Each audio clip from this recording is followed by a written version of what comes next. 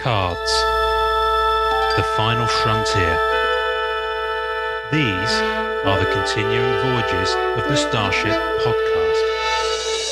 Its ongoing mission to explore strange new collectors, to seek out new artists and old set creators. To boldly go where no podcast has gone before.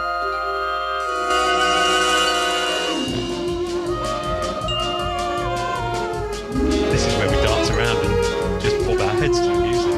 This is good. You can't knock this as an opening food, can you? I can't hear you. What'd you say? You can't hear me. I hardly heard you. Now I can hear you slightly. So good. There we go. It's a really bad ending on that. If you couldn't hear me over that, then you might not be able to hear me on the thing. So we'll just keep going.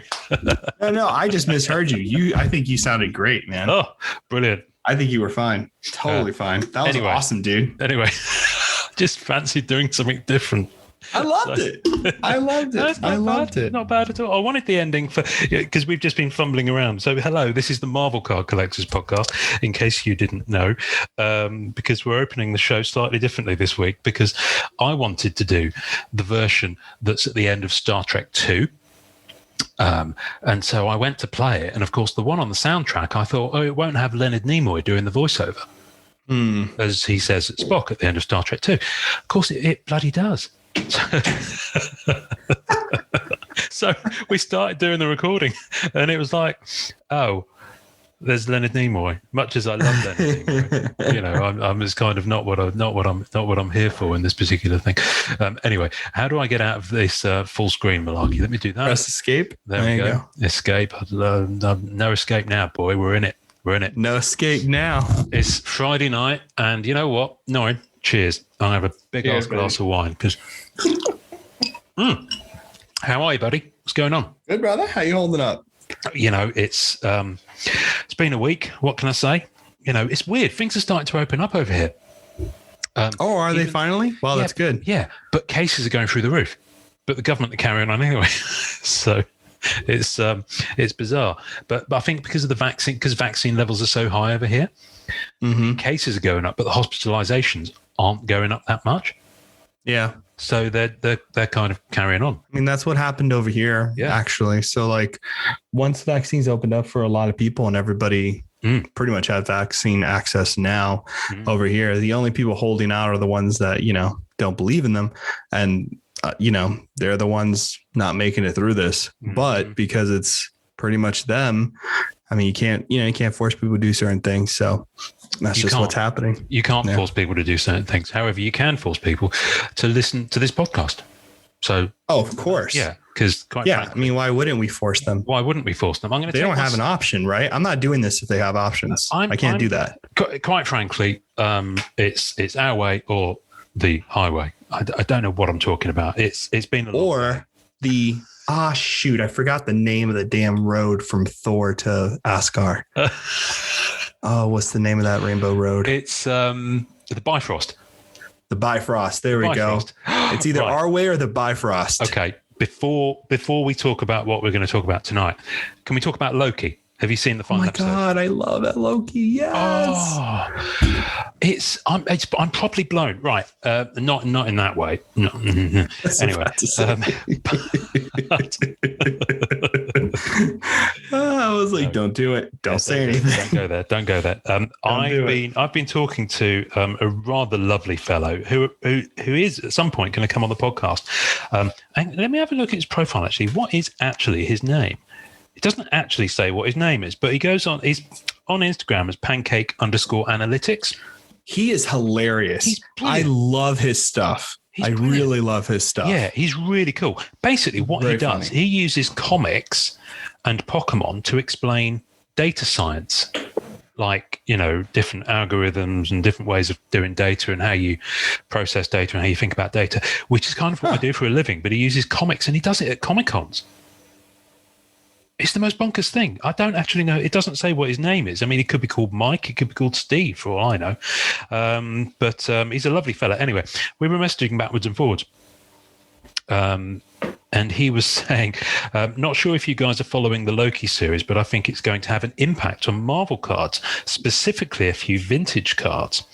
And he said, I'd love to hear some of your initial feedback once you've finished the series. Let's geek out. So let's geek out. We need to get him on the show. Yeah, we do need to get him on the show, and I think it'll be a really interesting show. And he's up for it. We just need to, we've kind of almost got a queue, which is great. But really, that's great. Yeah, that's nice. And including two really, really, really cool artists who we're not going to talk about, but we've had two really cool artists who said they want to come on.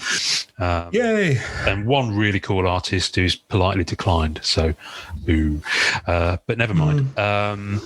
But we'll have him in spirit. We will have him. We will. I forgot who it was. Oh, I do remember who it was. Yeah, we'll have him on spirit. Yeah, I do. It just hit me in spirit. Lightning Bolt. Brilliant artist. Anyway, speaking of Lightning Bolt, so we're going to talk about Loki. So for those who haven't watched Loki, who have an interest in watching Loki, who haven't yet finished Loki, now is your point to stop the episode, or maybe just fast forward until we're talking about other things. Yep. Who knows when that will be? I'll make a weird sound when we finish. So this is the weird sound before we continue with the Loki spoiler. And now we are in the Loki. You scared the shit out of me. Did I scare the shit out of you? Good. Yeah, I was hoping. I was like, I'll do something really weird. That was dark. I was like, yeah, you're welcome. That was actually, what's funny? What I was actually embodying was Galaxy Quest when she says her translator's broken. That ties quite neatly into the direction we're going. I know, that's why. That's why I went for it. Sorry, her translator's broken. So Loki, what did I love about it? Well, first, the word you're looking for is everything. I really did. I think it's the most. It felt like the most rounded and confident, and that's saying something because WandaVision was good, but WandaVision could have probably done it in one less episode. I think. Yeah, WandaVision was very excited had a lot of meat on the bones, but it was very excited to do the whole like TV show mimicry, like the first 3 episodes. Yeah, and it was fun and it was cool looking. Yeah, it was fun. I think I was really surprised by Falcon and Winter Soldier. That message that they had in that piece was a lot stronger. I had no idea they were going to do that. Like that was really awesome. That was a really powerful, powerful message. I think Falcon and the Winter Soldier, in a weird way, achieves the most, but is the most flawed, if that makes sense. But Loki, now I'm not familiar with the background of where they're going in terms of the multiverse stuff and Kang and how all that plays out. So for me, this is new territory. But obviously, this is the direction Feige's going for Phase 4 and beyond. Multiverse. Yeah. We know Doctor Strange is going to be called Multiverse of Madness. We think the next Spidey movie is going to play around with different multiverse and possibly Spideyverse kind of stuff. And, well, obviously the end of WandaVision, where she's, playing with the book of, was it Darkhold that she had? I don't know the name of the book. Yeah. I don't know, but I know there is a, at the end of WandaVision, she hears her children again. Yeah. The one she made up. And she kind of makes a face. And, speculation is that that's connected to her realizing the multiverse and seeing into another universe. So seeing Quicksilver and WandaVision, right? Instead of, it's not like she conjured them up out of nowhere. She might have been like a Nexus event conjuring them up from another timeline. Yeah. So I think that's what all that's connecting to, which is why I'm so excited about Loki. I mean, honestly, regardless of all the amazing, juicy stuff that's going to start happening with the timelines and Fantastic Four and X-Men and all this really great possibility stuff, which is just what they're going to start plugging in, hopefully, which is what I'm assuming is why they're doing the timeline stuff, to make sense of the legacy of Marvel movies. But what I love that episode with Loki, old Loki, and he's like, glorious purpose. Like that Richard E. moment. Grant. Richard E. Grant. He just killed it. Richard E. Grant. Killed it. Can we talk a little bit about Alligator Loki? Oh, we're talking a lot of bit about Alligator Loki. I could watch a whole series of Alligator Loki just doing his thing. That was the best. I love it when he bit off that Loki, Loki's hand. He bit his hand off. It's like, I love it. I was like, what did I just see? Someone just. Well, I got like Evil Dead vibes. I love that moment. Like I love that moment. I don't know why, but I absolutely adored that. But he was great, man. Alligator Loki was great. Kid Loki was good too. Kid Loki was good. Yeah. That moment where he's like, respect, he's the king. Yeah. He's like, oh, really? What did he do? And he turned around and goes, I killed Thor. It's just like this great, like, wow. Like that's what a great way to give so much weight to a seemingly non-threat. Yeah. That was a really cool moment. Really cool moment. No, I loved it. And I loved the character of Sylvie, is it? Sylvie was so cool. Which is kind of obviously Lady Loki from a different. So yeah, everybody was saying she's Enchantress, but I guess she's not Enchantress. No, she's a Loki variant. Period. She actually is. I mean, she's just the design of the TVA. That was great. The retro technology. But oh yeah. Sorry, Minute. I didn't want to talk over you. Miss Minute was great. No, but I'm glad we got a reason why that design was there, right? Because like, you know how they said at the end with Kang, who's the villain. Hopefully no one's listening to this. And one version of him. And didn't take my sound as a warning. That one version of Kang, the one that, got rid of all the other Kangs and simplified the timeline. He came from the 1930s. So it's crazy because the TVA is modeled from that timeline. That's when he discovered the stacking of the universes. I heard it is 31st century. See, I thought it was because it's older tech than the 30s. Because that tech is newer than the 1930s. And maybe So Let me see. My timeline's messed up, but I thought that the original timeline he came from was the reason why he modeled the TVA under that bureaucrat look thing. But I could be wrong. I don't know. I just love it. I just love the styling of it and the fact that I think it's great. In episode 1, they've just got a load of Infinity Gems in a drawer and they don't work. That was awesome. That was because it's like they don't work wherever they are. Because we still don't know where exactly the TVA is. There's been a lot of people speculating that it's in like the quantum realm, like really tiny. And I've even seen something where someone paused something from one of the Ant-Man films and they think they saw like a city in a saw that. Like in a bubble. But they reckon it was the TVA and it maybe it was. I don't know. Yeah, it's pretty cool. But I love the way that they ended it, where you're going in the end credits and think, what's the post-credit thing going to be? And all it is that file of Loki, someone opening it and putting a stamp saying Loki season 2 coming. Yeah, baby. It's like so confident and ballsy to do that. I love it. I love it. I absolutely love it. I enjoyed it. I think what I was really having a good time with, and it's coincidental too, right? Because like when you're watching Mandalorian, right, you're not really sure. Not quite, right? You start learning about the second Death Star and like, you're not sure what time placement. So when Luke pops up at the end, you're kind of like, not entirely sure what's going to happen there. But it's funny how both episodes are messing with like, when did this take place over the movies? Because like if you learn that in Loki, the TVA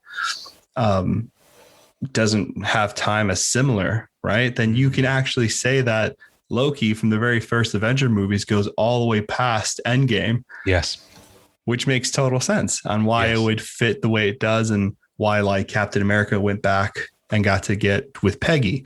Like that was a time strand that went out. You know what I mean? Yeah. So just really cool, man. It's just such a cool like little thing that's going on everywhere. I love that.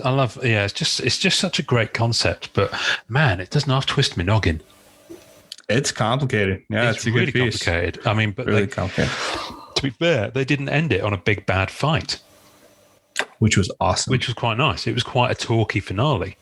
Yeah, it was. And it has. And the performance of what's his name? Oh, I can't remember the actor's name. From Lovecraft. He's so good. He's Lovecraft County, isn't it? He's in. Yeah, he's the main character in that Lovecraft. Oh, is he? Because I'm not the familiar show with him at all. I saw him and I was like, I don't recognize this actor. He's really good in Lovecraft Country. He's crazy good. Let me find his name. I'm desperately looking at what's it called, IMDb, just to try and find him. Can I find him? Where is he? Is he on IMDb? Don't know. Richard E. Grant, though. Richard E. Grant. Grant was great. I mean, Jonathan he killed Majors. that. Jonathan Majors. Jonathan Majors. He Who Remains. That's it. Jonathan Majors. It was just a really clever show. I need to watch it again. So much going on. I'm going to be watching all of that. I'm stoked. And that world that was kind of about to have the moon crash into it. I mean, the visuals on it. I mean, how much are they spending on these shows? And it's brilliant. This is TV, but it's effectively a 6-hour movie. I love it, man. It's great. I'm in love with it, honestly. I think it's just so cool. Very, very much enjoyed that. But yeah, in terms of cards, I mean, I guess. Yeah. So he said that in terms of cards, it means a whole different thing for cards. Well, I think. Hang on a sec. What's he say? Let's go back to what Steve the Pancake Man said. I don't know. I don't think that's his Pancake Analytics. But like I said, I don't know what your first name is. Pancake. We'll call him Pancake. I think it's going to have an impact on Marvel cards, specifically a few vintage cards. I mean, what's vintage at this point? Is it 90s, early 90s? Is it all those Marvel Universe ones that people are going crazy slapping? I mean, it has to be. Has to be Marvel Universe vintage because when you go to 1980, you got the first covers, and you got Tom McClare, and you got comic images, comic images type of stuff era, and then you have the 1966. Yeah, but he might be referring to 1990 because there is a Kang card in the 1990 stuff. I'm pretty sure. Oh, okay. I'll double check now. Wouldn't be at all surprised because that set is quite wide ranging. It really is, isn't it? I mean, it really is. It's beautifully done as well. Comic books. I was looking through it the other day. It's beautifully put together. It's beautiful. I really like the 1990s set. I know people kind of ruined it for other people by putting so much attention on it, unfortunately. But you know what I mean? Jusco did a Kang, so that's here. Of course. In 1992. So did, Bianchi did one in 2018. Yep, he did. With the cover of Avengers behind it. So that's really crazy. He's in 1991. He's in Marvel Masterpiece 08. He's everywhere. He's in Marvel Legends. He's out. Like he's been around for some time that no one's been particularly looking in. Well, isn't that the whole point of Loki? That's the hilarious thing. Oh yeah, whole point of Loki. Do you know what I mean? It's like he's been there all the time, pulling strings, all the time, and no one saw him. So yeah, no, I loved it. I'm really looking forward to it. I mean, what's next? I mean, what if in terms of the TV shows? Well, what if makes total sense now because it's an exploration of the multiverse. And then I think Ms. Marvel is filming, and then She-Hulk, I believe, is filming as well. I did see that Ruffalo. Excited about She-Hulk a lot. Yeah, Ruffalo had been going and doing mocap for it, so I think Ruffalo's going to be at least in one episode of She-Hulk. Yeah, they said he's going to be in there, which is great. Bring it on. But Black Widow, have you seen Black Widow yet? Yes, I did. So he didn't. I don't know if he's in 1990. He might be in 1991. Oh, okay. Did you go to the cinema? Yes, I saw Black Widow a lot. Did you stream it? I streamed it. I'm not going to go to cinema with the craziness in North Carolina. I haven't seen it yet. So you haven't seen it yet? No. Well, we don't have. No, I won't say a word. So that's right. I acquire things via other means. Say no more. Yeah, you'll have. I liked it. I'm looking forward. I liked it a lot. I wish the only thing I would say, and it's not a spoiler, they really should have released that during the 23 films. It should have been included with it should have been the 24th film in the phase. They really should have, because they really should have. There was enough interesting things happening with her that I would have appreciated having that backstory during the other movies. Does that make sense? It is kind of a year late. So I think it was possibly supposed to be in that first tranche, albeit I wouldn't still at the end as a bookend kind of piece. But yeah, no, who knows? Anyway, so I kind of wanted to talk tonight about other things that we collect. Yes. Besides Marvel. I love cards. it. Because I know that you've gone on a few side quests. That's the best way to phrase it. And I'm currently massively recalibrating in terms of what I collect and how I collect. As you may have seen, it is definitely a massive recalibration, because I came to a conclusion that I've got an awful lot of base sets that don't bring me any joy once I've collected them. They're just kind of sat there, and it's becoming, because I've been chasing so much. There's so many sets that I hadn't finished. There's so many sets that are partially completed. There's nothing giving me a sense of satisfaction, if that makes sense. So, for example, I'll give you a prime example. I was looking at, and it ties into the decision to offload a lot of parallels recently as well. I was looking at the Marvel Masterpieces 95 E-Motion parallel set. And don't get me wrong, it's an absolutely beautiful set and people are going nuts for it, and the prices are going up on it. But I've got the original art in the cards, in the regular base set, and I was only halfway through it, if that. And I worked out how much it would cost me to finish it, and I was like, I don't really know if I need to own the same art, but just with a slightly different effect on. So I sold them. I've sold my Marvel Masterpieces 94 Gold Signature Parallel set. I've still got the base set. It's a beautiful thing, and I own all that beautiful Hildebrandt Brothers art. I cleared out, what else did I clear out? Marvel Masterpieces 92, the buybacks, not the autograph ones, but the regular ones that are unnumbered. But the scuttlebutt has it that there's maybe 100 sets, 120 tops. So it's I think it's 99 or 100. Yeah, they're not numbered, but people have done the box. They're not numbered. So, no. Yeah. They're not hard numbered, but they are, based on how many based on the collation are in a box and stuff that. That's, through that the clown math as we talk about. Yeah. So I think I had about 27, 28 of them, I think. So, well, actually, I picked 2 out and I gave them to the guys in the Character Club. So I gave Brandon a Nightcrawler, and I sent Donald Doctor Strange Archive. I sent him the door memo, and I sold the others as a lot. And I have just sold all of my Marvel 80th 1 to 200 retro set and color spike, because the base was, effectively speaking, the retro set is probably the base, because the base was only ever digital. So that's 400 cards, because I was like, I'm going to need a big binder. It's going to cost me quite a lot in terms of the pages to put them in, and I don't need them, so they're gone. I posted them this morning to the lucky buyer in America, and it cost me an absolute fortune because it's quite heavy. So yeah, I'm trimming down. My core sets will be, I'll have all the Masterpieces. I'll keep the Marvel Universe, Marvel Flair. I'll keep those, Marvel Metal. Most of the Rittenhouse sets will probably stay in contention because they're quite nice, and they're quite small, and they've got their own binders, so they're quite nice things to have. But outside of that, it's Marvel Beginnings probably will stay in the mix because that's a beautiful set. Marvel Gems, Fleer Ultra, the Fleer Ultra series, so Spider-Man and X-Men. I really like the Fleer Ultra series. I think they're so understated. But that's kind of it. The Comic Images sets I'm offloading. I'm telling you, man. Ages is going to go. I'm going to be honest with you. I always told you this. I think personally, and you know how I collect, what I do.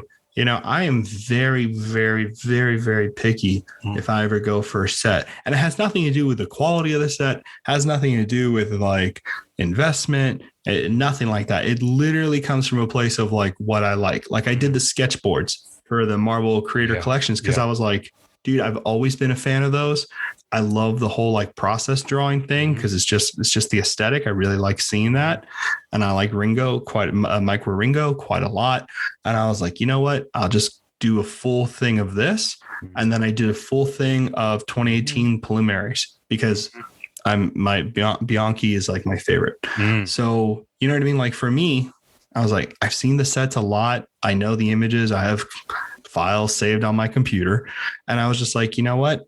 I kind of want to have this very tight and neat so I can go on these side quests, right? And get stuff that I normally would not be able to get and kind of get excited about some other things as well, you know, broaden my horizon type of deal. Yeah. Yeah. So you'll notice most of the sets I've referenced are original art sets and not reused art. Although, Ages the Rittenhouse and 80th. Ages and 80th. Yeah. A lot of the Rittenhouse sets did have reused art, but it felt contemporary. It didn't feel stock, if that makes sense. And what it was very thematic. Clever. Yeah, what they did with it was quite clever in the way they themed it, and they kept it tight. They kept that very tight, which is what I like. You know, the base set was kind of not that big, and that was it. And you know, I've done the same with the MCU stuff. You know, I'm offloading all of my base and chase that are on EPAC as complete set lots or near complete set lots, either to trade for a couple of decent cards that I can use to trade, or you know, I'll sell them if I can. And just cutting down, and I may well part with my Creators Collection and Silver Age sets as well, because they're nice, but yeah. You don't have the binder for the Creators Collection, do you? I do. You know this, and I was about to offer it to you. I do want that. Do you really have it? Yes, I've got a binder with a set in it. Can I have that? I'll buy it from you. Well, okay. We'll talk about it later, but I've even got the sell sheets in there, so you can have those as well. I'm keeping the sketchboard set, though. I don't need it. It's all yours, baby. Yeah. Keep it. I'm keeping the sketchboard set. Such a cool set. But yeah, so, you know, there are little things I'll keep. So I'll keep elements of things. And don't get me wrong, you know, the sets I've listed off there, there's actually quite a few sets. There's still quite a lot there. You know, you think about the fact there's 11 Masterpieces sets. There are, 5 90s Universe sets. Then there's probably 5 Fleer Ultra sets to date, 3 in the 90s and 2. No. Jesus, yeah. Well, the Wolverine. 4 in the 90s. Well, this is one of the sets I'm selling. The Fleer Ultra X-Men Wolverine one that's got like Julie Bell and Boris Vallejo and other people, really good artists. That is a really overrated set, and I would like to finish that. Yeah, that's a smart one. The Kubert one, it just leaves me cold. It's going. I'm going to offload it. It's just 290s, the artwork. Does that make sense? Yeah, I have to look at it again. I don't remember it off the top of my head. Yeah, when you look at it, I'm sure I would feel the same. You know, I'm going to Topps Legends. I don't need to own Topps Legends, so that's going to go. You know, Comic Images Ghost Rider, that's going to go. Spidey 30th anniversary. The Spidey Todd McFarlane ears. You know, those are 2-in sets with the Prism cards. That's right. Yeah. So, you know, I am trimming down quite a lot, but what I'll have is... You're trimming, but you still have like a big library. But thing is, that's a library I can focus on because most of those sets I've got most of. That's what it is, man. Yeah. You got to be able to able to wrap your head around these things because and we've always talked, that has always been my worry. Like I've been into Marvel cards. I mean, like all of us, you know, when they started, you know what I mean? Like I was hook, line, and sinker, but man, I just, you know, when I was growing up, I didn't have the space, childhood stuff to do certain things with binders and stuff like that, just, you know, for personal reasons.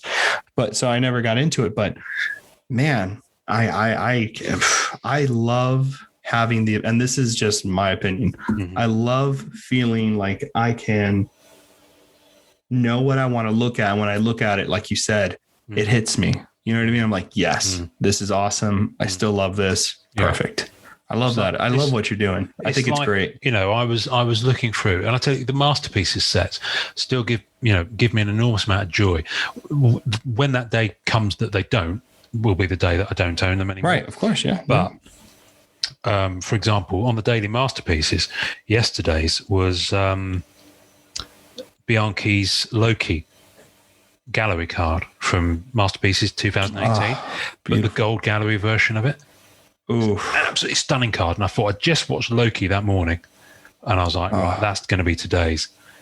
card. I love you it. know, so I saw it. I love that. I liked Yeah. it. Bianchi's Loki is so. Oh, it's amazing. It's amazing. It's amazing. It's such an amazing Can't set. get better than that. But those gold galleries, because they're a slightly different printing process to the regular galleries, they're not on that textured card. Yep. The vibrancy of the piece comes through. In fact, And they're zoomed out. Yeah, but they're probably the most vibrant of all the cards, even the base cards. For sure. They're beautiful, absolutely stunning. So that they won't leave me for an awfully long time. So, you know, but what I have kept is, and we kind of touch back on, you know, what Brian Bode was saying when we spoke to him about the MCU sets. You know, the MCU relics, they're staying. You know, those are nice. Start going after autographs. I'm probably not going to do too much in the way of MCU autographs because they are really pricey. But you know, I'll have a little dabble. But it's the costume cards that really do it for me. And in each of the sets, in each of the MCU sets, there is a little inset that has like comic covers or something similar. So I'm keeping those. And you know, Doctor Strange set has Strange Change. You know, the coin cards. So, I remember that. They're cool. I just thought of another set I need to offload while we were talking, but I completely forgot what it was. That's the thing. I keep thinking of sets and thinking, I don't need that. You're doing dude. I'm telling you right now, man. When was I doing this? When was this? I started offloading, and I bought like. Well, you've been offloading constantly since I know you. You're always shedding your skin, but the stuff that stays is interesting. That's true. Yeah. Yeah, I'm very. I don't know. Like, yeah. It's so true. It is fascinating. It's fascinating watching you go through the journeys that you go on with your different kind of quests and things. Because I keep weird stuff too. It's not even like the most valuable stuff. It's just like it really. I've had to learn over and over again that for me, when I see something that I'm truly going to want to keep for a long time, I get one specific type of emotion reaction. And I keep trying to get better at recognizing what that is instead of like picking up stuff and then having to shed. Because I don't like selling things I always pick up because I don't want people to feel like I'm just selling things sometimes that I get and like. I look at it, it's like I'm renting things. You know what I mean? I don't really like going through that process. To be fair, I mean, I do it, but I do it on a much longer time scale. So sure. And I've had this kind of mantra I say to myself when I've sold something, because once I've thought about selling something, if I don't find myself immediately dismissing it, the idea sticks, and I'm like, yeah, that's the right move, you know. And I tell myself, if I'm in any doubt whatsoever, I've owned it for a while, I'll always have that, and now someone else can. So as a prime example, I had two super, super rare, I mean, they're really, I've not seen any on eBay for a long time. Joe Jusko did there were two prints at San Diego Comic-Con 2014. Oh, yeah, that's right. Because he'd been working on the Masterpieces pieces for a number of years.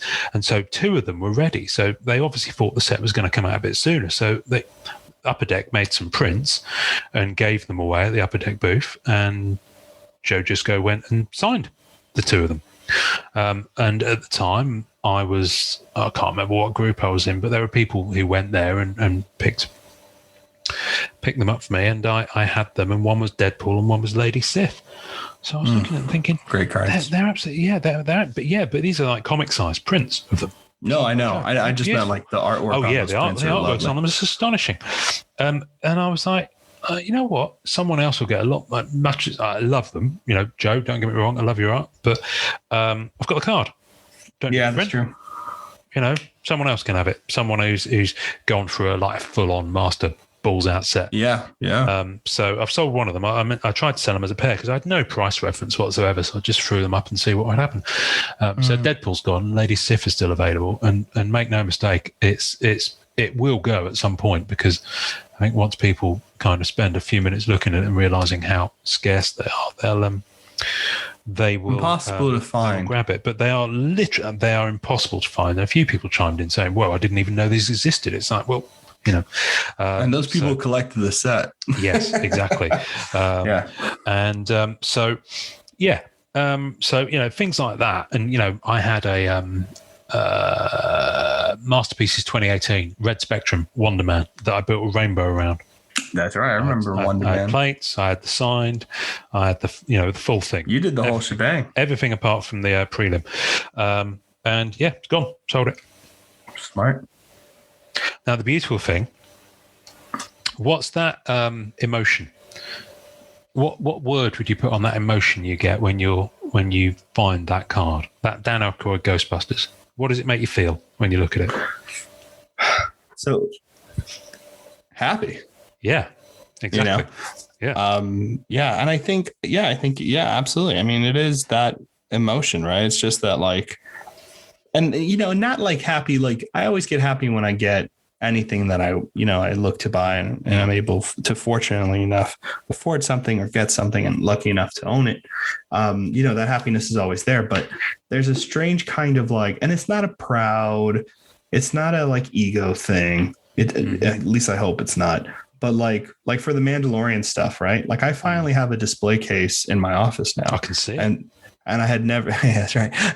And I had never had that before. You remember I had everything in the Pelican and I put out the Mando stuff and I can't tell you how ridiculously new it is to me to go up to my display case. And I love that freaking Silver Surfer statue. I can't believe I thought I would not get that. What an idiot. That thing is gorgeous. And I keep walking over to the display and I see the Mando stuff, the signature and that sketch card in my rainbow. And I'm just like, man, that was awesome. And I look at it and I'm just like, I love this. I still love this. Do you turn to the camera and give that Grizzly Adams nod? I love that one. I love that GIF. You do, don't you? Whatever it is. You do. Of course, you do. I'm like, but that's what you do. You turn to the imaginary fourth wall camera that's in the room. Oh yeah. Oh, you're like, yeah. That's right. Yeah.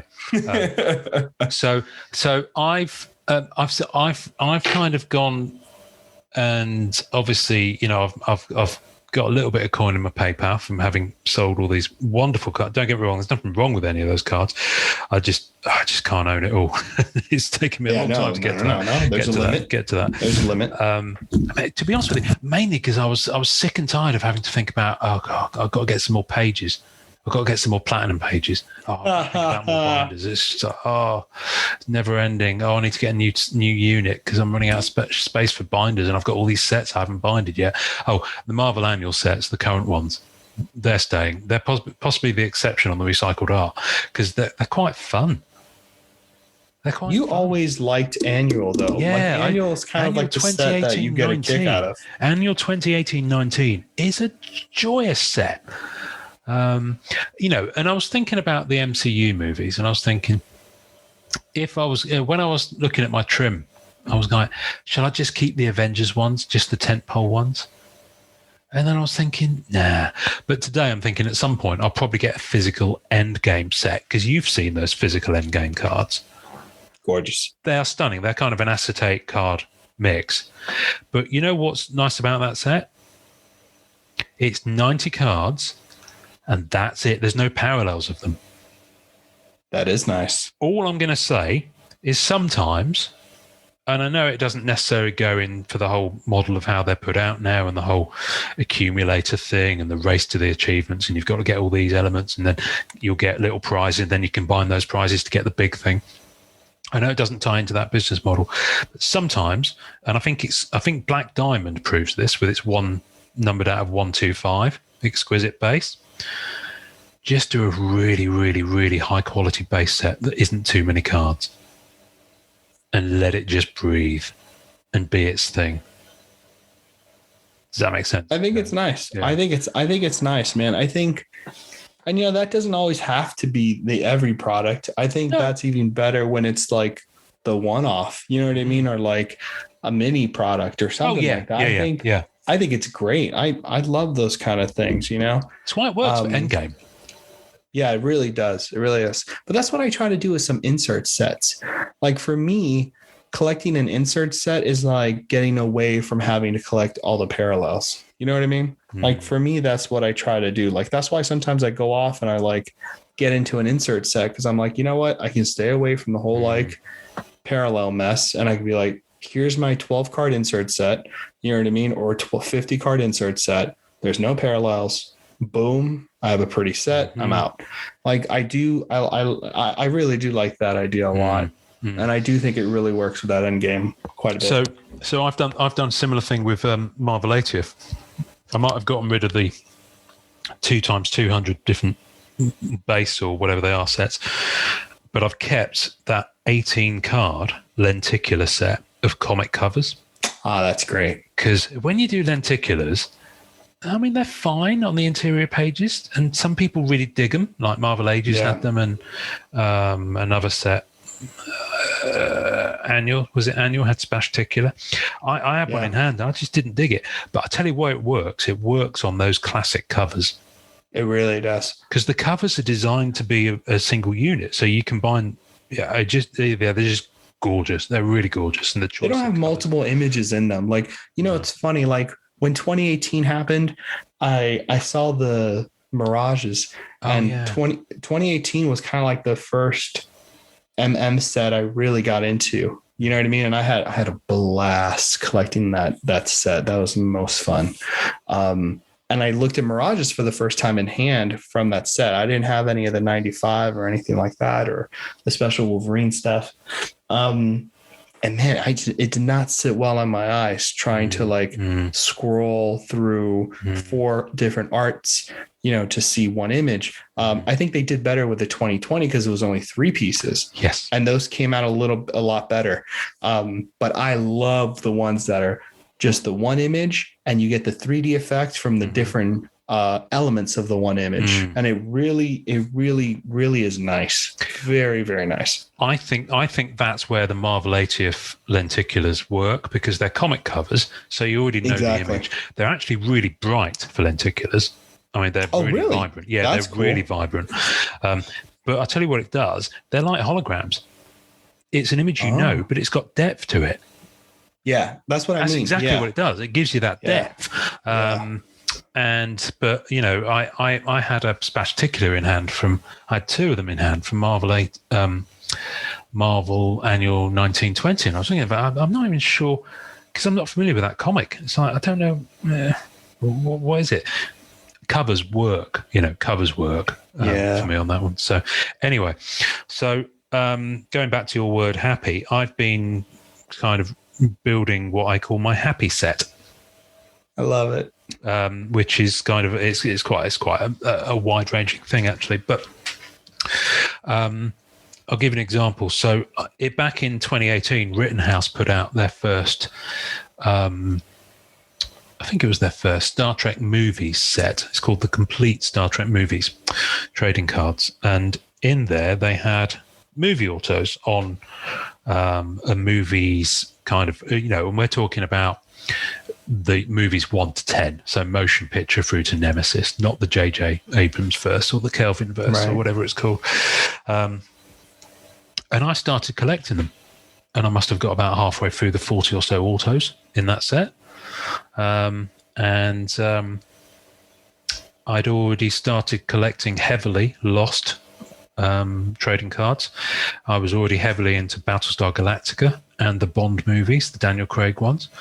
And what else was I heavily into at that point? Chronicles of Riddick. Just that movie. I love that movie. So good. It's such a good movie. So I had most of the autos from that set. Hellboy, the movie. Guillermo del Toro one. I had quite a lot of those. So basically what I did is I went back in and I was like, you know what? I'm going to go back to some of these. So I've managed to get, well, you saw them. I'll come back to Star Trek in a minute. But cool. On the Hellboy, I've got the Ron Perlman. I've got the Doug Jones, your boy who plays. Yeah, baby. My boy. And Mike Mignola. Got the 3 of them in one win. One go. Yeah. Well, someone was selling the base set and it happened to have those 3 autos with it. Just easy. That's an easy buy. Right, all day, every day. Straight away. I'll have that. Thank you very much. And something that I don't know why I wasn't aware of this. I think I was aware they were there, but I just never focused on them. I was thinking of movies that made me happy when I was a kid. The Star Trek movies did. Star Trek is, I was thinking about this a lot. I didn't discover Marvel until long after I discovered Star Trek. Star Trek was my first thing. It was my formative thing. It was I used to watch it. I can remember watching it. It was on Tuesdays at 6:00 on BBC Two. And I watched it when I was maybe 5, 6 onwards. Wow. And some of them terrified me, they're more they're pretty. Some of them are really Twilight Zone. Some of them have got some very adult stuff in them. They have a good bite to them, really good stuff. And I was thinking about it, and I was like, you know what? Much as I love the Hellboy, and I love the Riddick Chronicles of Riddick. I think it's brilliant. I loved Pitch Black, and when Chronicles of Riddick came out, it's one of those bonkers space opera things that makes no sense. It probably isn't if you're critically looking at it. Possibly isn't a very good film, but it's a lot of fun. And it looks. I'm great. sorry, it's got man. Some crazy sci-fi ideas. Oh yeah. What? Pitch Black. What is it? Is the first Pitch Black. Pitch Black is amazing. Pitch Black was a great movie. Like, let's be honest. Like, that was from the alien design to character arcs. That was a really solid sci-fi piece. The cinematography on it is incredible. And especially with that kind of lighting effects in that time, cameras weren't really prepared to film in that low lighting, and they did a great. I mean, I still remember when they're running and having to drag all the cells behind him, and Riddick grabs them and he's just running, and it's just like I'm gonna rewatch it. It's just such an exciting movie. Such a good film. I liked Chronicles. I thought it was a great payoff for the first movie. It was nice. They took it in such a different direction. And it worked. It worked. And it did. For me, anyway. I don't think it worked at the box office so well, but some crazy ideas about the necromongers and all that. Anyway, so I found this binder where I'd stored some of this old stuff, and I found it. I mean, I knew they were there, but I looked at it and I thought, I've got the Judi Dench auto, I've got Carl Urban, I've got Tandy Newton, I've got all the main cast apart from Richard B. Riddick, Vin Diesel. So you're I thought, I narrowly missed out on it the other day on eBay. Anyway, so that kind of thing. But Star Trek is the one I've been going back to, and I mean, you've seen what I've got. I've been talking about them, and I've showed them on the pop culture group on it looked awesome on Facebook. I already had the Christopher Lloyd auto, for example, and that's a super, super tough pull, even at that time. Don't forget, this is the run. So what Rittenhouse did is they did what they do with a lot of other sets. Their autograph numbering carries on through different sets that are called different things, but the autograph stock will remain the same. So the Bond sets are a prime example. They had 3 or 4 different types of autograph card stock.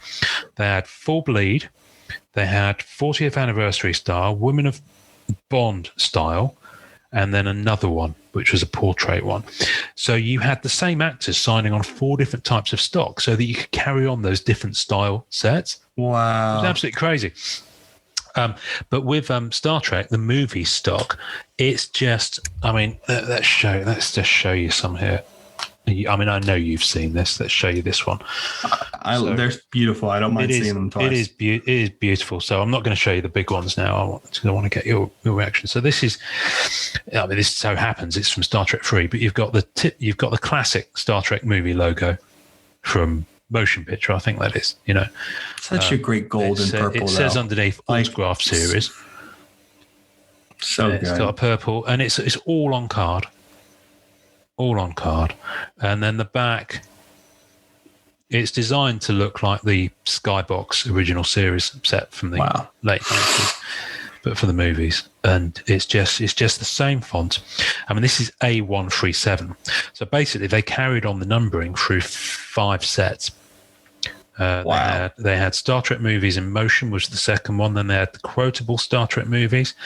Then they had Star Trek Heroes and Villains. Wow. Which I think was just a premium set, so I don't think it had like base cards. I think it was just hits. And then the last one they did this type of stock in was Star Trek Inflections, which was 2019. But the joy of it is there are people who've signed on these cards. Card number 1, A1, from the complete Star Trek, the first set that had this style of auto in, is Ricardo Montalban, who played Khan. Oh, that's right. He passed away in 2019. In 2009. He was born in 1920 in Mexico. He's from a completely different era of movie making. Crazy. He was coming up in the 50s and 60s, under those old studio contracts. Mm-hmm. Last week, I won that autograph card on eBay from a seller in Australia. It's on its way to me right now. That's crazy. And he signed that on card. He was extremely elderly when he signed it. But, I've got his autograph. How crazy and I'm welling up though? talking about it because for me, that is, I remember, so I grew up in a very small town, and I remember on Saturday mornings, my mum used to give me an old 10p piece, which was a big coin, and I used to go up the road to the cinema, and then this was a small rural town, and we used to go in there and we used to watch. They used to play like Champion the Wonder Horse, the old Flash Gordon things, Top Cat cartoons. You'd get like an hour and a half of 10-minute things, Yeah. And I was really young, and then I remember one morning going there, and there were loads of kids outside just kind of kicking stones, like playing with their coins, and the cinema had closed down. So that cinema was gone. Okay. And it was a tiny cinema. It was one that dated back from the 1930s or something like that in a very small town. So it wasn't financially viable for it. And this was in the late 70s. So I was, 6, 7, maybe. So our nearest cinema became one that was 12 miles away. Now, bearing in mind that my father died when I was 9 and my mum didn't own a car. So our only way to get to it in a rural area was a bus that stopped at 5 p.m. and didn't run on Sundays. Jeez. So you had a 12-mile bus ride to the cinema. So I distinctly remember going to see Return of the Jedi, which was the first Star Wars film that I went to see at the cinema. And I went with my mum, and I was 10 at the time. And we had to leave 20 minutes before the film ended to go and get the last bus back to South Molton. Jesus. So I never, until like 2 or 3 years later on video, saw the final 20 minutes of Return of the Jedi. So this is the kind of thing. So I remember I was either in the Cub Scouts or it was a school thing. I can't remember, but there was a coach laid on to go to an evening showing of Star Trek 2. And I just remember, I don't remember watching the film. I remember being on the coach back and talking and relaying the entire movie really excitedly and doing special effects and voices and stuff on a 25-minute coach journey to some poor kid who just sat in his seat looking at me with really doleful eyes, looking really scared and freaked out. I can't even remember who the kid was, but that's how exciting it was. Absolutely blew my mind. I'm going to own the autograph card of Ricardo Montalban. So cool. So cool. And signed.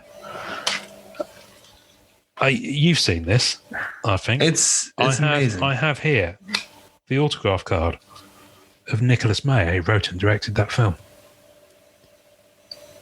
I mean, how awesome and Star Trek 6. It's just, I mean, how amazing is it to have a connection with something and just to simply have this closer connection, right? This even tighter tether to this thing. And then to have that memory based off something you collect, you know what I mean? That you can just hold in your hand and be like, it feels like a movie ticket. It feels like a complete transformation back to that memory. I think it's absolutely lovely, man. So I remember when Leonard Nimoy died. Yeah. I'm welling up now. I remember when Leonard Nimoy died, and it was in 2015, I think. And I had to go into the kitchen of the old office building I worked in, and I found myself like crying because I've got his autograph card in my hand. So cool. I've got Shatner's, both in Star Trek 6 uniform, which is that that run of uniform. Such a good pairing from 2002 to from Star Trek 2 to Star Trek 6. Such a good pairing. So it's just amazing, So I'm going after filling out that set, and it'll be a long haul, but I'm trying to go for the big ones first so I can just fill in the others. And I've got a few others in the mail coming in, lots of set fill ones and things like that. I'm so happy you have a lot of those cards, and it's just amazing. It's just amazing.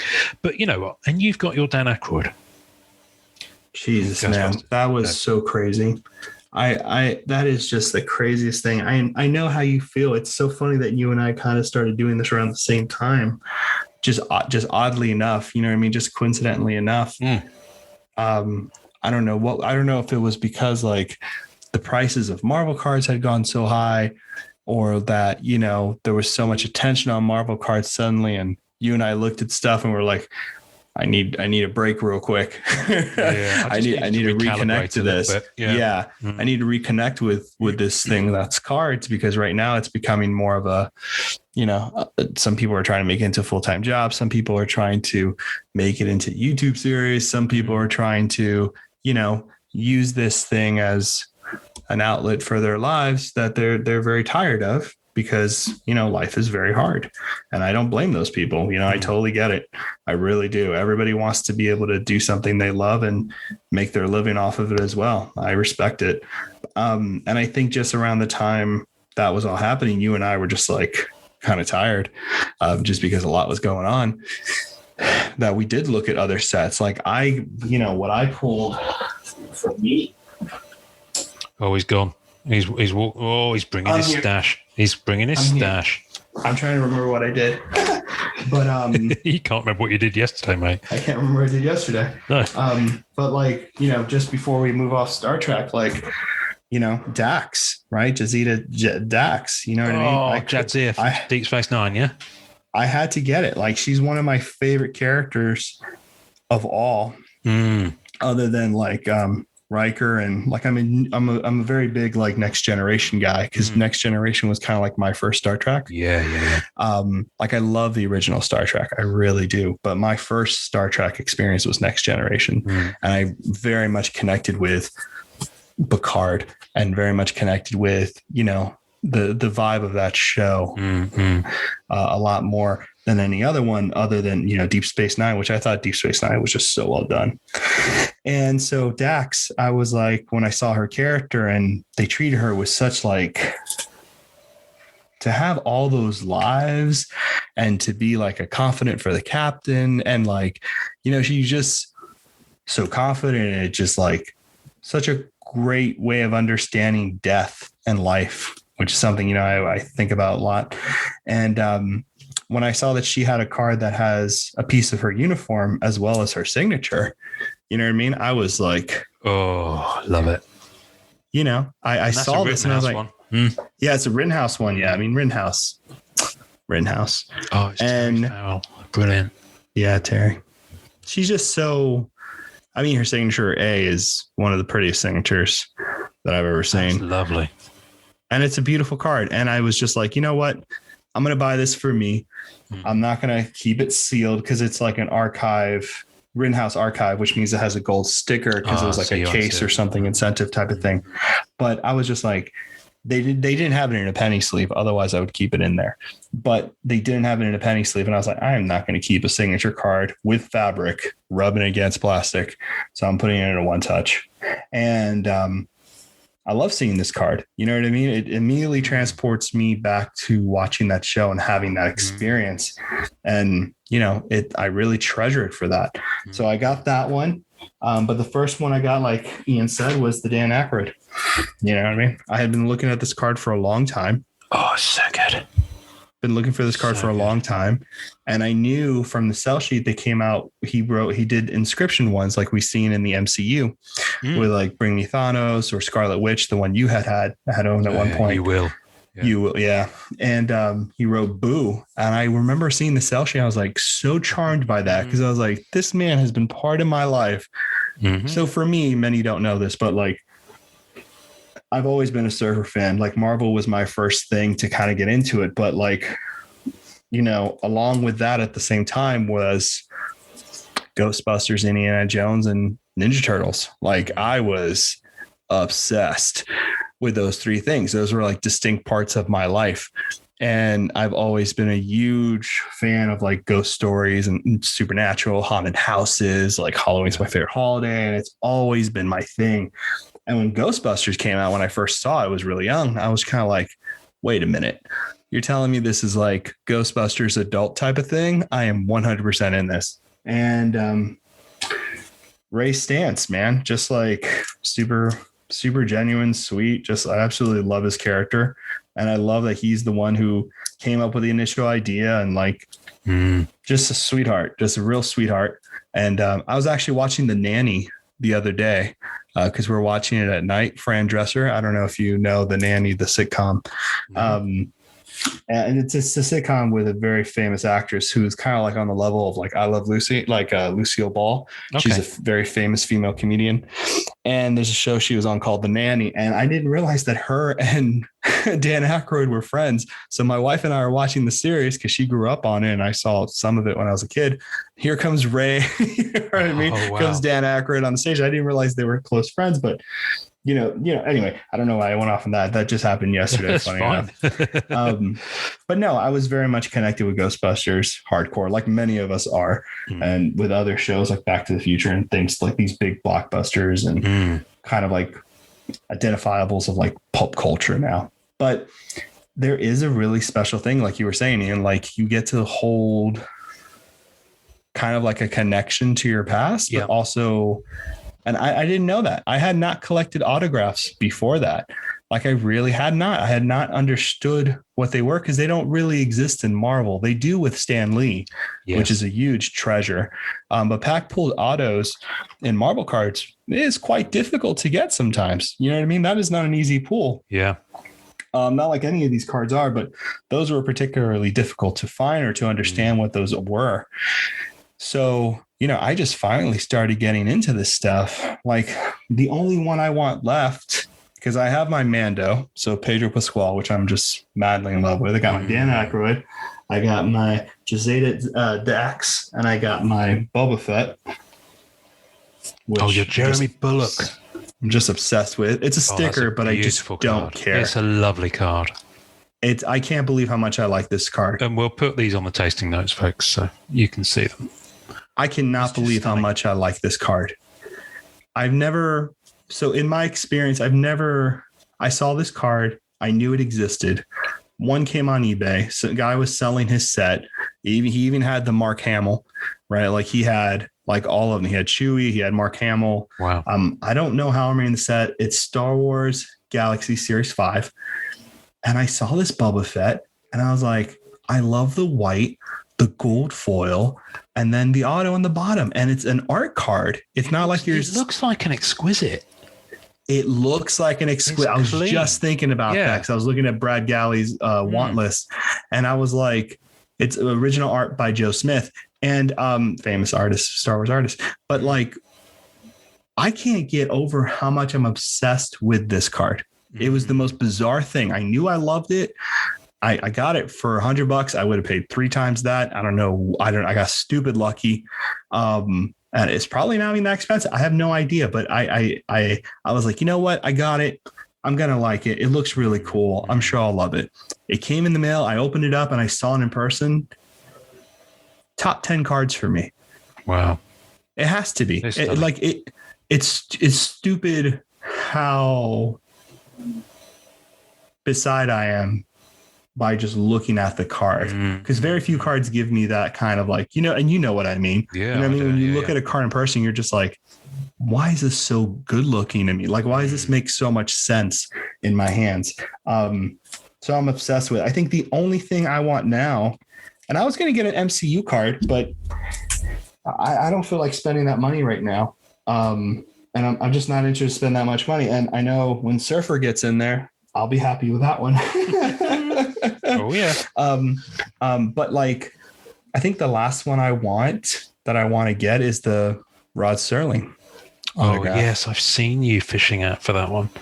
It does look amazing. Yeah, but that's the thing, you know, it's an iconic.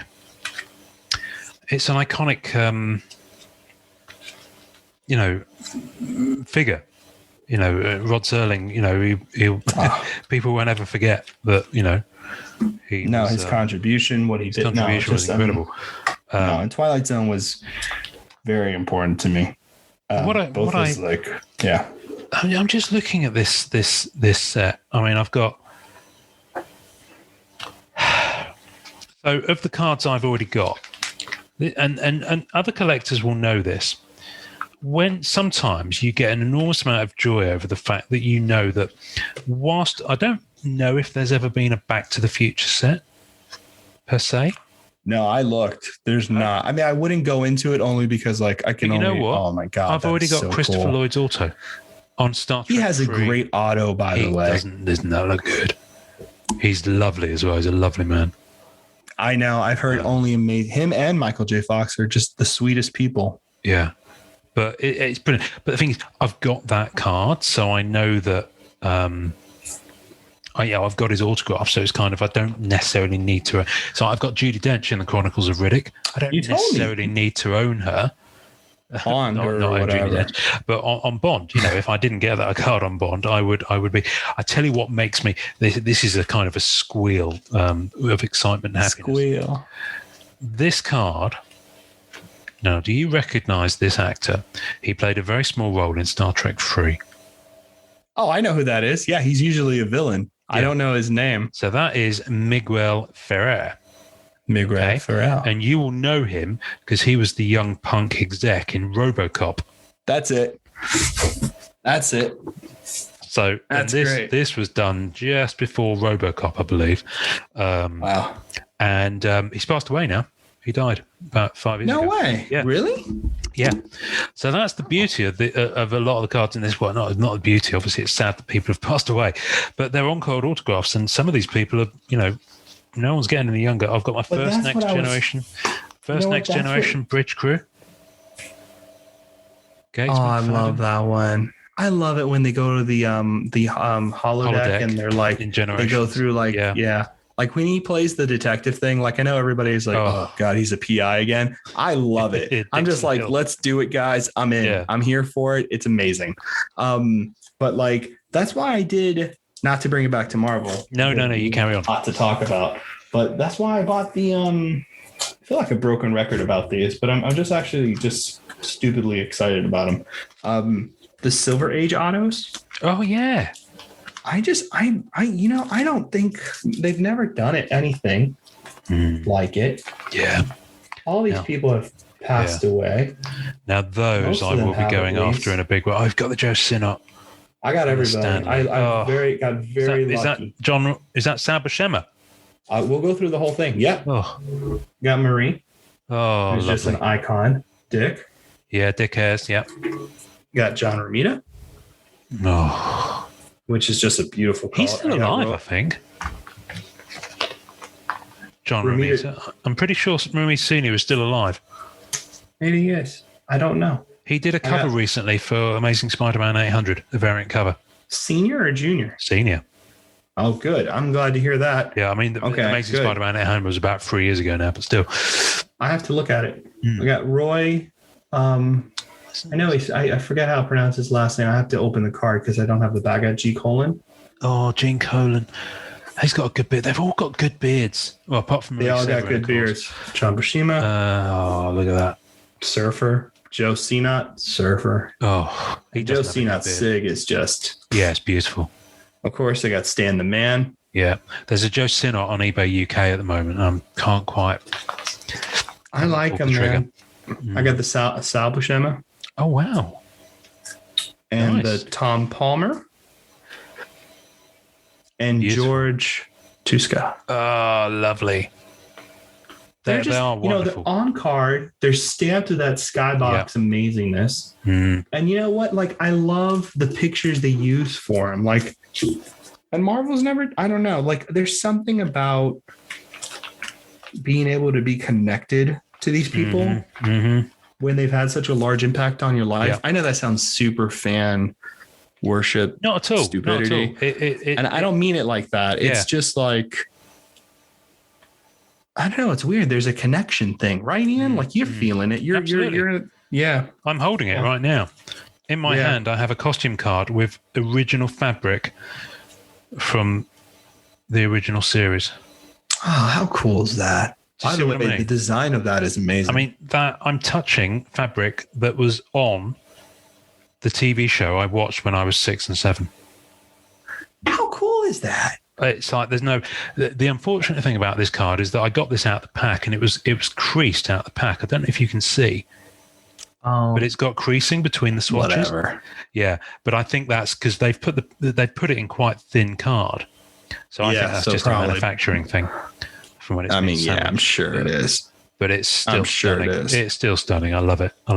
And this is from the Star Trek 40th anniversary set from Rittenhouse, which was a beast. You know what, man? Rittenhouse just designed cards with such precision and creativity. They just did such a good job. Yeah. So they really did. So so in a bizarre way, I've now got, for the first time in a long time, I've got clear goals. I know. And how does that feel? I'm going to finish this Marvel sets that I've been struggling to finish because I've got so many Marvel sets going on. So I'm going to finally just finish the last few cards I need for Masterpieces 2016, for example. I love it.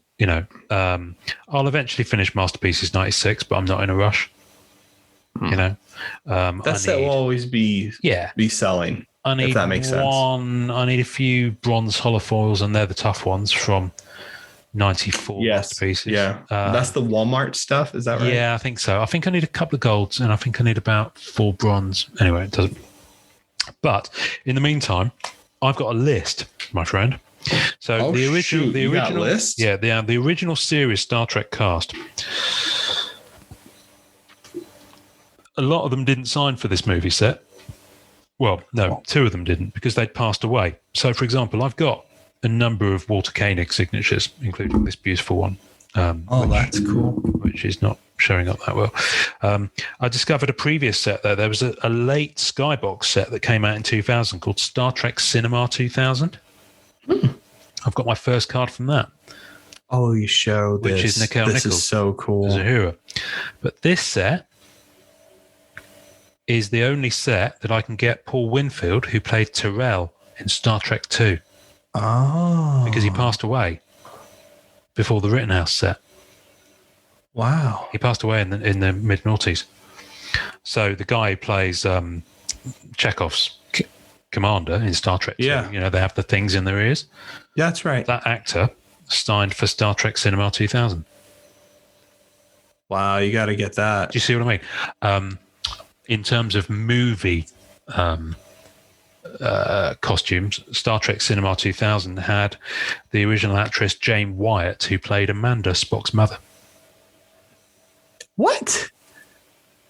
She must have been really old because she was old when she did. The unfortunate thing is I've looked, and the guy who played the actor Mark Leonard, who played Sarek, Spock's father in the original series, I don't think he ever signed for anything. Okay, so you know what? I ran into this problem. Remember when I did the custom cards for Silver Surfer stuff? Oh, yeah. I don't know what plague hit these poor actors, but so many of the ones who did his voice passed away. Oh, my goodness.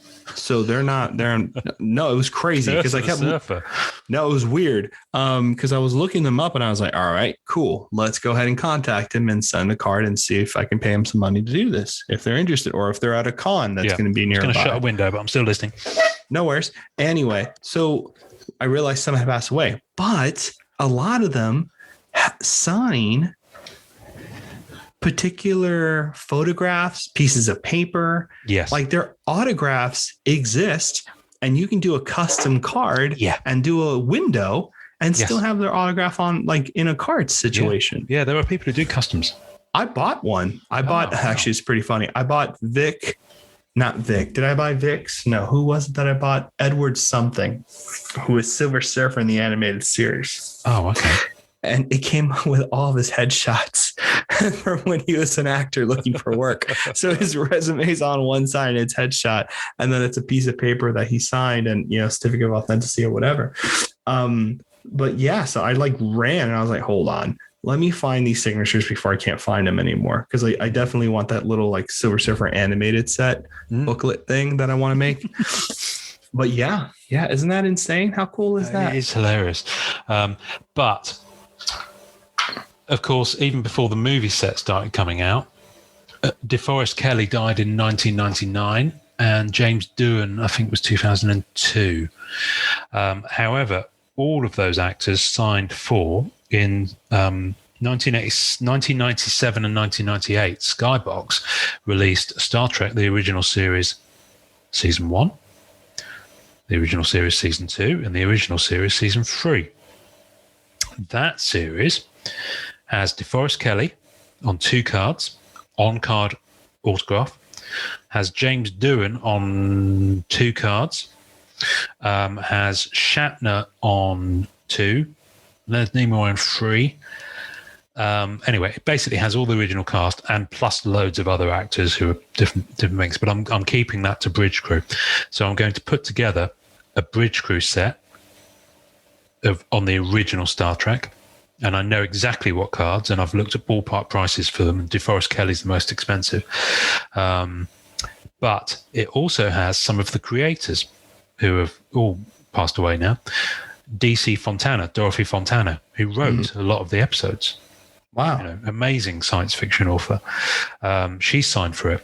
Walter Jeffries, the production designer of the original Enterprise. That's why the Jeffries tubes are called the Jeffries tubes. You told me. He's the guy that's right. Yeah, he's the guy who designed the Enterprise.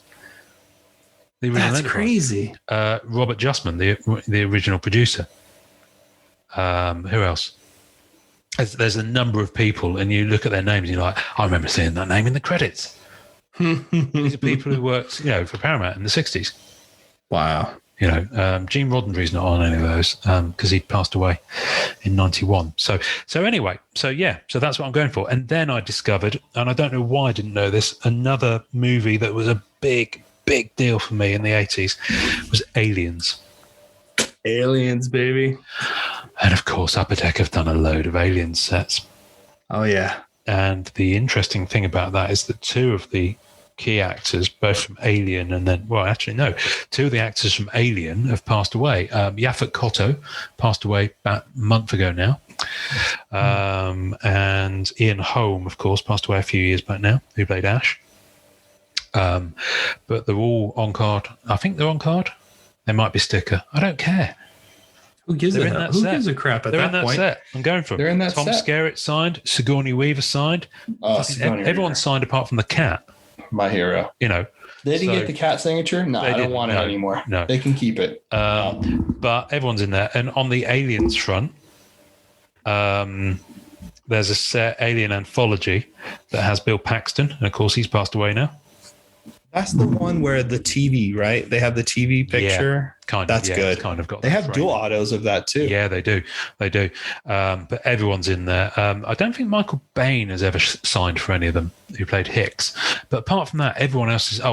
Sergeant Apone, the actor who played Sergeant Apone, he's not signed either. But he's passed away now as well. But those are the people you could kind of possibly get cut autos off if you needed to get a custom made. But yeah, it's amazing. So I'm going after those as well. Like you can get a Carrie Henn who played Newt and Sigourney Weaver. You can get a dual auto card of those. Oh, trust me, I've seen it. Oh, stunning. I'm obsessed. It's lovely. It's lovely. I haven't pulled the trigger. Yeah. I haven't pulled the trigger because I can't do it all. But I love that auto. You can't. So anyway, but you know what? I just did a trade on EPAC, which meant that I got about, what did I trade? Oh, I traded a Spider-Gwen rainbow from Fussum. From Flea did you do that already? That's good. No, I traded that with Daniel Rubin. Lovely fella. Super nice. And he did me, a load of autos. So I've got and I shipped them straight away from EPAC as well. So they're on their way to me. I've got Tom Skerritt, who played Dallas. I've got Yaphet Kotto. I've got Veronica Cartwright. I haven't got Harry Dean Stanton yet. And a load of the Aliens cast as well. So yeah. You're already on your way. I'm already on my way. I know exactly what I'm aiming for. I've only got 2 cards to get from Riddick's set, and that's Vin Diesel's autograph.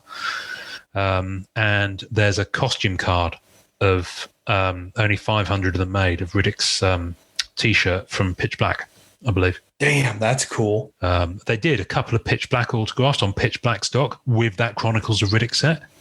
What? As incentive.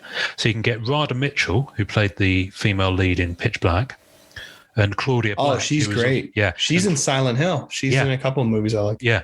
And Not Claudia Black, who was in Farscape. She was in. That's right. Yeah. She was great in that. She's signed on the Pitch Black stock. So you've got a tiny little subset of autos. I think there's 3 of them on Pitch Black stock, where you've got. Who's the third? Keith David, who plays the Imam. Oh, yeah. So he's signed twice. He signed on the Pitch Black stock. I think that was the incentive, and on the Riddick stock. Wow. But both of those came out with the Riddick set. The Pitch Black stuff was the incentives. That's cool. So, I mean, it's a really satisfying, nice, tight. Are there any Vin Diesel, like... I don't think he's signed for anything else. I don't think he's signed for anything MCU. No. I'm saying, the card you're looking for. Oh, okay. Is it on eBay? Yes, I narrowly missed out on one the other, other night. That's good. At least you know where you can find it. Oh, yeah. No, the Vin Diesel one. There's a fair few about. Perfect. Okay, some of the Star Trek ones are a bit sparse. That's why I went for the Ricardo Montalban straight away. No. I'm super glad you locked that down. Yeah. So it's on the way from Australia. Tracked post, fortunately. So that's nice. Last I looked, it was in Melbourne. Okay, so it's close. Closer to him than me, but still. But it's on the way. I think that's important. So yeah. So there we go. And I think it's important to say, Marvel's not going anywhere. For me, it's just that, I can't keep chasing all of the sets. It's just crazy. No, there's no reason to chase all the sets. Look, man, there should be no look. It's all about picking and choosing what you like. There's no reason to have to feel like you do it all. But I was like a 3-legged dog in a forest, Yeah. No, I get that. So, but yeah, no, and it feels good. I'll tell you what else I've been doing. I've been buying. They've got these marvelous things. I had Volume 1, and I've got Volume 3 just arrived, and Volume 5 is on the way. Absolute Sandman. Did you read Sandman? Oh. You know what? I never did. I still have to get into it, but I know. Amazing. Yeah, that's what everybody's saying. It's amazing. There's a Sandman card set. Have you ever seen it? Yes, I have, and I may eventually get that to complement my. There's a binder that goes with it, and they're like, it's a beautiful set. I've seen it. I've had it here because a friend needed it to ship it somewhere back in the day when I was doing that, and so I saw it in hand, and it's nice.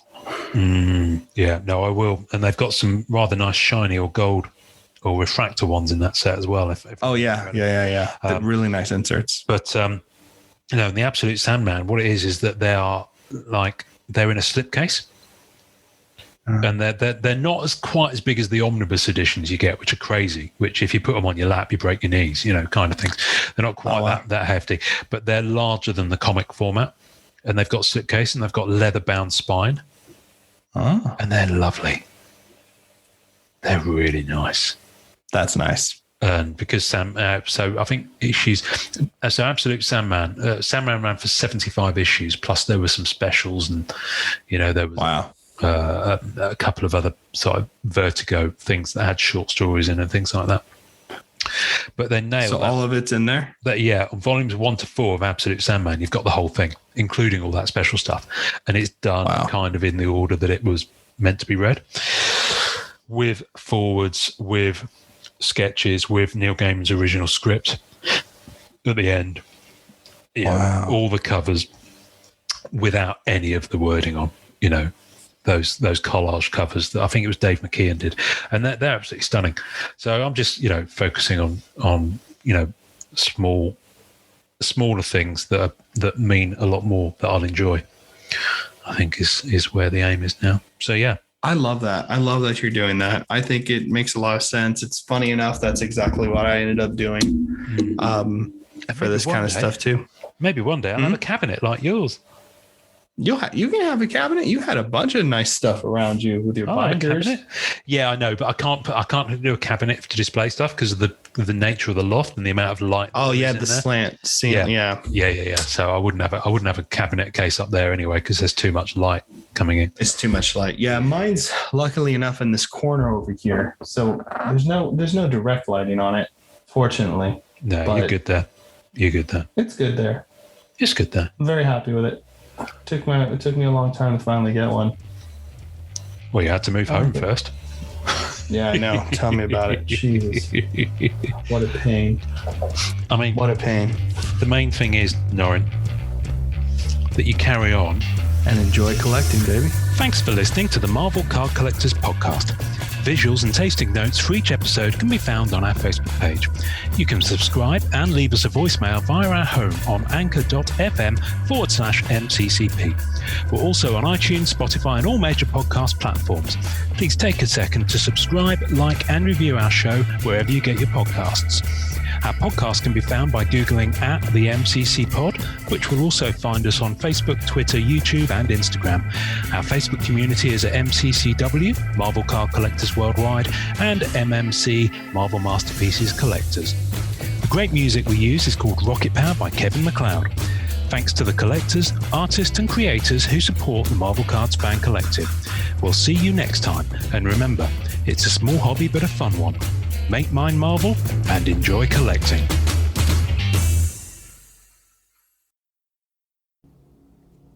Khan, you've got Genesis, but you don't have me. You are going to kill me, Khan. You're going to have to come down here. You're going to have to come down here. I've done far worse than kill you. I've hurt you. And I wish to go on hurting you. I shall leave you as you left me, as you left her, marooned for all eternity in the center of a dead planet. Buried alive, buried alive.